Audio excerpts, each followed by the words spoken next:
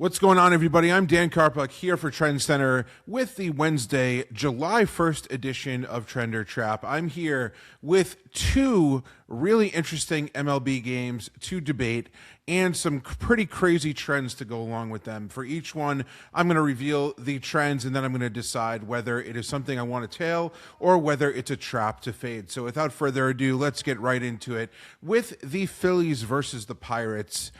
Here is the crazy trend, the perfect trend from Trend Center. Since April 14th, 2024, the Phillies have gone 20-0 on the money line, 100%, 47.95% ROI, with Zack Wheeler starting at home as a favorite between minus 135 and minus 280 with a total of 7.5 or above.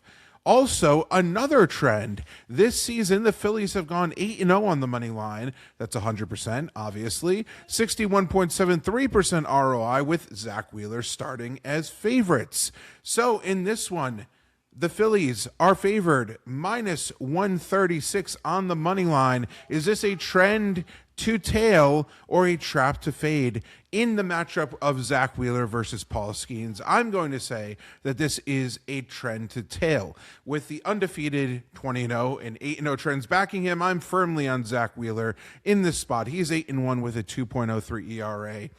Possessing a 98th percentile pitching run value per Baseball Savant, Wheeler's simply been dominant across his entire profile. 92nd percentile chase rate, 89th percentile xERA, 84th percentile xBA, 80th percentile average exit velo, among other top third marks. This Pirates lineup has been the best in the entire majors at home, but luckily this game is on the road. They're nearly 3/4 of a run worse on the road in terms of total output, and active Pittsburgh hitters have slashed 188, 241, 320 with 47 strikeouts against Wheeler in 128 career at-bats. Pittsburgh got absolutely annihilated by Christopher Sanchez on Tuesday, and Wheeler should enter this game with a lot of momentum and confidence on his side. Now, Paul Skenes is 6-7 with a 3.10 ERA. He's been similarly dominant for the Pirates, holding a 95th percentile pitching run value and grades out as a dominant ace with a 94th percentile xERA, 93rd percentile strikeout rate, and more. However, the Pirates have lost 8 consecutive Skenes starts, which is almost unbelievable since he's pitched really well. The problem, a lack of run support, which has really afflicted him since he got in the major leagues, and a terrible defense backing him up. The Pirates rank 5th worst in defensive runs saved, and they commit the 4th most errors per game. With all of that being said, I'm going to back the Phillies to get the job done and keep those undefeated streaks going.